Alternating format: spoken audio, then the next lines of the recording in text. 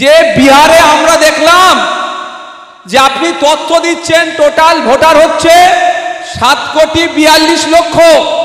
আমাদেরকে প্রশ্ন তুলতে হবে, নির্বাচন কমিশনকে জবাব চাইতে হবে, তার কাছ থেকে জবাব আপনাকেই দিতে হবে।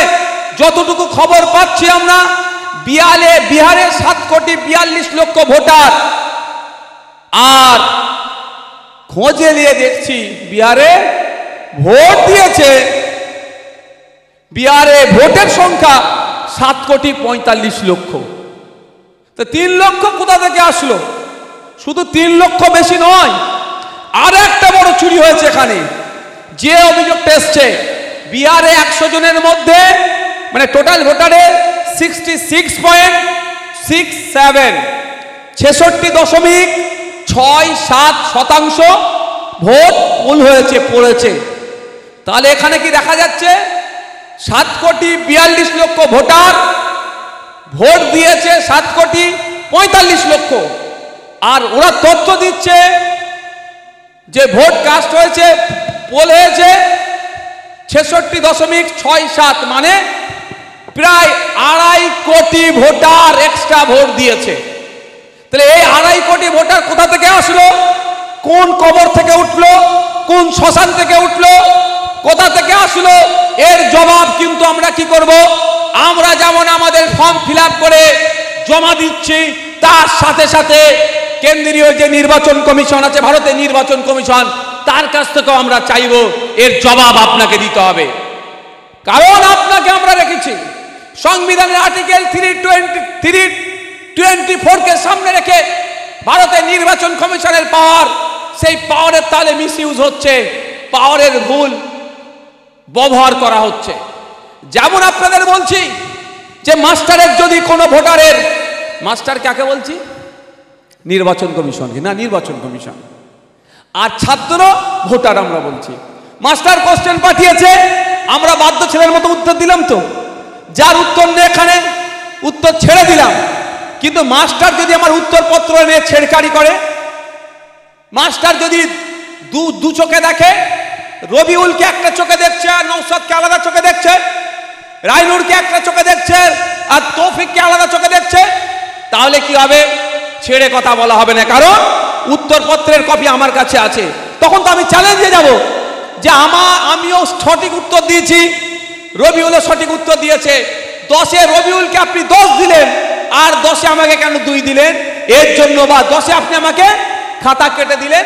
তার মানে কোনো বৈধ ভোটারের যদি অবৈধ পন্থা অবলম্বন করে, রাজনৈতিক চক্করে পড়ে, রাজনৈতিক কচলাকচলিতে যদি কোনো একটা বৈধ ভোটারের নাম কাটা যায়, কোনো ভাঙড়ের যে কোনো, সে তৃণমূলের নেতা হতে পারে, তৃণমূলের সমর্থক হতে পারে, ভাঙড়ের বিজেপিকে সে ভালোবেসে ভোট দিয়েছে, আইএসএফ এর চরম বিরুদ্ধে হোক বা আইএসএফ এর সমর্থক হোক, ভাঙড়ের যে কেউ হোক, ভাঙড়ের কোনো একটা ভোটারের যদি বৈধ ভোটারের নাম কাটে মাস্টার, তাহলে এই মাস্টারের বিরুদ্ধে ভাঙড়ের বিধায়ক সুপ্রিম কোর্টে মামলা করবে, ছেড়ে কথা বলবে না।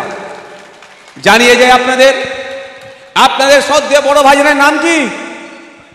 একটু জোরে বলুন, একটু জোরে বলুন, আপনার বড় ভাইজানের নাম কি গো? বড় ভাইজান আমাকে বলে দিয়েছে, ঠিক যেভাবে মাদ্রাসা, মসজিদ, ঈদগাহ, কবরস্থান তথা ওয়াকফ সম্পত্তি বাঁচানোর জন্য তুই সুপ্রিম কোর্টে গিয়ে মামলা করছিস, ঠিক যেভাবে ওবিসি সংরক্ষণ বাঁচানোর জন্য সুপ্রিম কোর্টে গিয়ে মামলা করেছিস, সিএএ করে নাকি দেশ থেকে তাড়িয়ে দেবে, সেই আইনকে চ্যালেঞ্জ করে যেভাবে সুপ্রিম কোর্টে মামলা করেছিস, তুই তৈরি হ, উকিলদের সাথে কথা বল। যদি একটা পশ্চিম বাংলার, সে আমার নমশূদ্র হতে পারে, আমার দলিত হতে পারে, আমার আদিবাসী হতে পারে, আমার হিন্দু হতে পারে, আমার মুসলমান হতে পারে, আমার খ্রিস্টান হতে পারে, ঝাড়গ্রামের মানুষ হতে পারে, আপনার ফুলপুরা শরীফের মানুষ হতে পারে, ঠাকুরবাড়ির মানুষ হতে পারে, পশ্চিম ভাঙড় তো আছেই ওর মধ্যে, পশ্চিম বাংলার কোনো একটা মানুষের যদি বৈধ ভোটারের নাম কাটে, তুই সুপ্রিম কোর্টে গিয়ে মামলা করবি, সেই নির্দেশনা আপনাদের বড় ভাইজান অলরেডি আমাকে দিয়ে দিয়েছে। ভয় পাওয়ার কিছু আছে? তাহলে আপনার নাম নেই, ভয় পাবেন না, কাগজটা রেডি রাখবেন। কিন্তু আমি আজকের দিনে আপনারা বলুন একটা কথা, আতঙ্কিত কোন জায়গায় হচ্ছেন? এই জায়গায় নামের বানান আর এই জায়গায় নামের বানান নেই, 4টে ডকুমেন্টসের 4টে নামের বানান। ভয় লাগছে তো একটু? 2019 সাল থেকে, সিএস সময় থেকে আপনাদের কাছ থেকে আমরা দু ভাই গলা ফাটিয়ে ফাটিয়ে বলেছি, আমরা শুনবো বাবু, তোমার কথা শুনবো, তোমার কথা শোনার জন্যই তো এসেছি আমি এখানে, ওই জন্য কাছে এসে গেছি। তোমার বড় প্রোগ্রাম করে নয়, ছোট প্রোগ্রাম করে তোমার কাছে এসেছি। তো বড় ভাইজান আমরা কি বলেছিলাম যে ডকুমেন্টসের নামের বানানগুলো ঠিক করে নাও, হয়েছে? জন্ম তারিখ আধার কার্ডে এক, ভোটার কার্ডে আলাদা, ভোটার কার্ডে আছে তো প্যান কার্ডে আলাদা। স্বামীর নাম মোল্লা মকরম, তো মকরম মোল্লা বা শুধু মকরম আছে, মানে যত রকম ডকুমেন্টস তত রকম। তো এগুলোকে ঠিক করতে হবে তো ভাই। আজকে আমাদের কথার ভ্যালুটা বুঝতে পারছিলেন তো? বুঝতে পারছেন যে ভাইজানরা কেন বলেছিল যে কাগজ ঠিক করো, কাগজ ঠিক করো, কাগজ ঠিক করো, বানান ঠিক করো, বানান ঠিক করো, ভয় পেও না, বানানগুলো ঠিক করো। আজকে দেখুন আমি কি বলেছিলাম, এসআইআর যদি বাঘ হয় তাকে আমরা বন্দি করব। আপনি বলেন যে কোশ্চেনগুলো আছে উত্তরগুলো তো আপনি দিতে পারছেন কি পাচ্ছেন না? সব উত্তর দিতে পারছেন, কিন্তু কি হচ্ছে এখানে বাপের নাম যদি এখানে যদি বাপের নাম মোহাম্মদ আলী আকবর সিদ্দিকী হয়, আর আমার আধার কার্ডে আকবর আলী মোহাম্মদ সিদ্দিকী হয়ে গেছে, তাহলে এটা ভয় লাগছে আমাকে। ওই ভয়টাও কেউ পাবেন না। খলিশানিতে, হাওড়া জেলা খলিশানিতে একটা 30 বছরের আপনার আমার মতো বয়সী ছেলে সুসাইড করেছে। কেন জানেন? ওর আব্বার নাম আম্মার নাম 2002 এর ভোটার লিস্টে অলরেডি আছে, 2002 এর ভোটার লিস্টে আছে, কিন্তু এমনভাবে বিজেপি আর তৃণমূল বাংলার মানুষকে বোকা বানাচ্ছে, ভয় দেখাচ্ছে, দুই দল মিলে ভয় দেখাচ্ছে।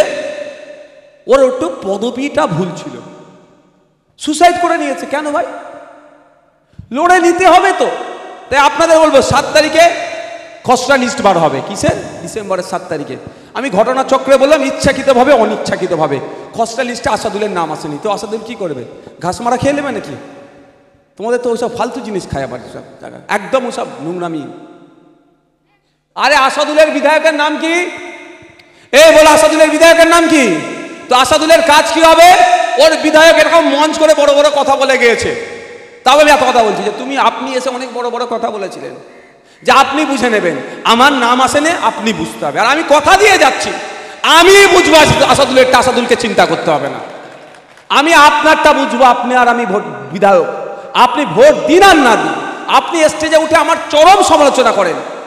অসুবিধায় কথা বলতে দেখুন একটা নাম্বার দিয়েছি, ওই নাম্বারটা উড়িয়ে দিয়েছ।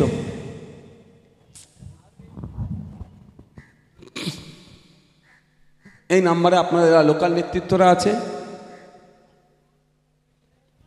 লোকাল যারা নেতৃত্বরা আছে ওটা আপনারা বলতে পারেন। বা আমি একটা নাম্বার দিচ্ছি, পোস্টারটা বার করো, 7478 নাম্বারটা মনে আছে?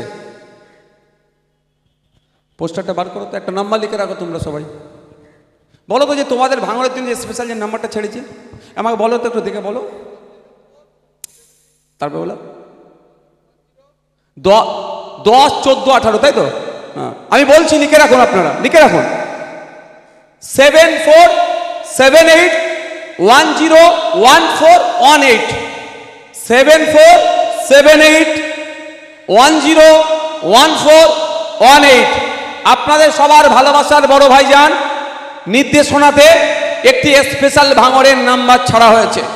কারো কোনো সুবিধে অসুবিধার জন্য এখনই চলতে থাকবে, যতদিন না এসআইআর শেষ হচ্ছে ততদিন খোলা থাকবে, সন্ধ্যে 6টা থেকে রাত্রি 9টা। এইটা মাথায় রাখবেন। দিনের বেলা হয়তো ফোন করলেও ফোনে পাবেন না, ফোন সুইচ অফ থাকতে পারে, ভয় পাবেন না। ফোন করবেন কখন? কাজ কাম মিটিয়ে নিলেন, মাগরিবের নামাজ হোক, বা যে আমার মা বোনেরা হিন্দু সমাজে আছে পুজো অর্চনা করে নিয়ে সন্ধ্যের পরে 6টা থেকে 9টা পর্যন্ত ফোন করুন। হয়তো আপনার নামটা কাটা গেছে, আমি ধরছি, কাটবে না, যে কাটবে তার অবস্থা খারাপ হবে, এটা মাথায় রাখুন।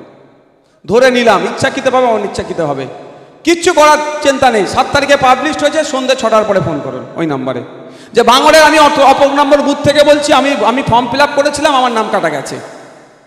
আপনাকে আমি কথা দিয়ে যাচ্ছি, 9টার মধ্যে না হলেও তারপরের দিনের মধ্যে আপনার বাড়িতে আপনাকে আসতে হবে না, আপনার বাড়িতে আপনি যে ফোন করছেন আমার প্রতিনিধি পৌঁছে যাবে, আপনার কাগজ নেবে, অরিজিনাল কাগজের একটা ছবি তুলবে, পরের কি ফর্মুলা কি করতে হবে না করতে হবে ওই দিনের মধ্যে, মানে 7 তারিখে আপনার নাম লিস্ট বেরিয়েছে, হয়তো নামের লিস্টে নাম নেই, ধরছি আমি, তাহলে 8 তারিখের মধ্যে আপনাকে আমি টোটাল রেডি করে দেবো। এই কথা এখানে দিয়ে যাচ্ছি কিভাবে এটাকে লড়াই করতে হবে। আর আপনার পাশে কে থাকবে? আপনার বিধায়ক থাকবে। কোনো ভয়ের কারণ আছে?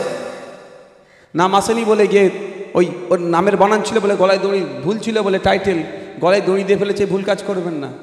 আবারও বলছি, একটুখানি বোঝার জন্য বলছি, 2002 সালে ভোটার লিস্টে নাম নেই, চিন্তা করবেন না, রাস্তা আছে, ওষুধ দিয়ে যাচ্ছি, ওষুধ আমি বলে গিয়েছি। ওই আতঙ্কিত হয়ে ভুল পদক্ষেপ কেউ নেবেন না। আর ভোটার লিস্টের নাম ওঠার সাথে নাগরিকত্বের কোনো নাই, এটা ভুল করে ফেলছে। ইলেকশন কমিশন অফ ইন্ডিয়া অর্থাৎ ভারতের নির্বাচন কমিশনের অধিকার নাই আপনার নাগরিকত্ব যাচাই করার। এর কিনার কাজটা কি, এই বডিটার কাজ কি, একটা বডির কাজ হচ্ছে 18 বছর হয়ে গেছে, ভোটার লিস্টে নাম তুলে দাও, 6 নম্বর ফর্ম ফিল আপ করে। মারা গেছে, 7 নম্বর ফর্ম ফিল আপ করে ভোটার লিস্টে নাম কেটে দাও। শিফটেড হয়েছে বা জায়গা চেঞ্জ করেছে, নামের বানান ভুল আছে, কারেকশন ফর্ম নাম্বার 8 দাও, ঠিক করে নাও। আর নির্বাচনগুলোকে সুষ্ঠুতার সাথে কন্ডাক্ট করো। তারপরে যেটা রিসেন্ট যেটা হয়েছে, আমার তো মনে হয় বিহারে যারা কন্টেস্ট করেছে তারা সুপ্রিম কোর্টে যাবেই যাবে। যে দুর্নীতি ধরা পড়েছে আমার মনে হচ্ছে তারা যাবেই, যাওয়াটাই দরকার। যে এত বড় ঘাপলা, যে 2.5 কোটি 2 কোটি 30 লক্ষ মতো ভোটার, 2 কোটি 30 লক্ষ ভোটার খাতায় কলমে কোথা থেকে আসলো প্রমাণ করাতে হবে তো। সুতরাং ভয় পাওয়ার দরকার নেই। এবার আমার বক্তব্য এখানে শেষ করেছি। কারো কোনো প্রশ্ন আছে? বলো বলো বলো, কি কোশ্চেন আছে বলো না, দেখবো কোশ্চেন কারো আছে কি? কোশ্চেন কারণে এবার আমাদের যারা আছে তারা টেবিলে গিয়ে বসুন, ফর্ম ফিল আপ শুরু হবে। ফর্ম ফিল আপের পরে আমি কটা বাজে গো, আমি এখান থেকে কোথায় যাবো, এখান থেকে দাঁড়াও না বাবা, শুনবার জন্য যাচ্ছি। বলো বলো, এখানে পরেটা কোথায় যাবো, নামাজের ব্যাপারটা কোথায় রেখেছো, কোথাটায়? এখানেই ব্যবস্থা আছে। আমি এখানে আধ ঘন্টা আছি, যারা ফিল আপ করছেন আমাকে প্রয়োজনে দেখিয়ে নিয়ে যেতে পারেন, ঠিক আছে?